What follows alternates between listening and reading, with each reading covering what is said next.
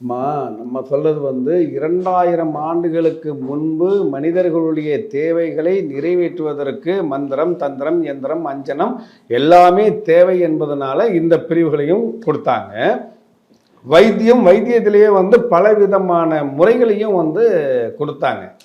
ஆனால் இந்த சமீபத்தில் வாழ்ந்த சித்தர்கள்னு பார்க்கும்போது திருவாரூரில் மடப்புறம் குரு தட்சிணாமூர்த்தி சாமிகள், சேலம் சூரமங்கலத்தில் அப்பா பைத்தியம் சாமிகள், அவருடைய குருநாதர் அழுக்கு சாமிகள், ஏனாதிமங்கலத்தில் இருக்கக்கூடிய வண்டி சாமிகள், இதை மாதிரி நிறைய சித்தர்களோடு நான் இருந்திருக்கேன். அதெல்லாம் அவங்க இருக்கும் பொழுதே நான் அவங்களுக்கு நிறைய சேவைகள் செய்யக்கூடிய பாக்கியத்தை நான் பெற்றிருக்கேன்.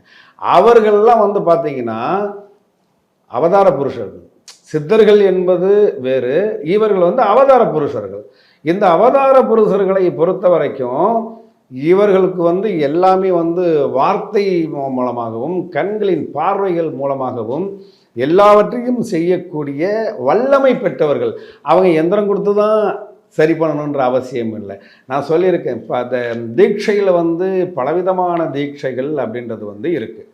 அதில் பார்த்தீங்க அப்படின்னு சொன்னால் மனசார நீ நல்லா இருக்கணும் அப்படின்னு ஒருத்தரை பற்றி நினச்சிட்டாங்கன்னா அவங்க நல்லா இருப்பாங்க. நீ நினைக்கக்கூடிய உன்னுடைய மந்திர வார்த்தைகள் பழிக்கணும் அப்படின்னு மனசார நினைக்கும் போது அவங்க நல்லா ஆயிடுவாங்க. இது மானச தீட்சை. தொட்டு தீட்சை கொடுப்பது என்பது வேற. கண்களால் ஒருத்தங்களை இப்போ ஒரு 1000 பேர் 10,000 பேர்லாம் இருக்காங்க இல்லையா, அவங்கள தன்னுடைய பார்வையால் பார்த்துட்டாங்கன்னாவே அவர்களுடைய கர்மாவும் அவர்களுடைய பாவ மூட்டைகளும் களையப்படும். அதற்கு பேர் நயன தீட்சைன்னு பேர். அப்போ நயன தீட்சை என்பது வேறு, கண்களால் அவர்களுக்கு அருள் பாலித்தல் அப்படின்றது வேற.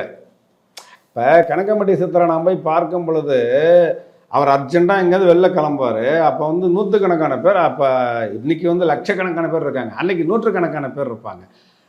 அதில் என்ன பண்ணுவாங்கன்னா, ஐயாவை பார்த்துட்டோம், ஐயா வேறு வெளியில் கிளம்புறாங்கன்னு சொல்லிட்டு காலில் ஆசீர்வாதம் வாங்குறதுக்கு நிறைய பேர் வருவாங்க.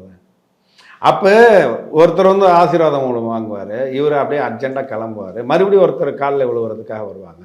அப்போ அவர் எனக்கு நேராக பலமுறை உபயோகப்படுத்திய ஒரு வார்த்தை, ஒரு நபர் ஆசீர்வாதம் வாங்கினா போதுண்டா, எல்லாருக்கும் அதோட பலன் கிடைக்குன்னு எனக்கு நேராக அவர் சொல்லியிருக்கிறார். ஆச்சி ராயல் குலோப் ஜாமுன் பேக்ஸ், ஒன்று வாங்கினால் ஒன்று இலவசம்.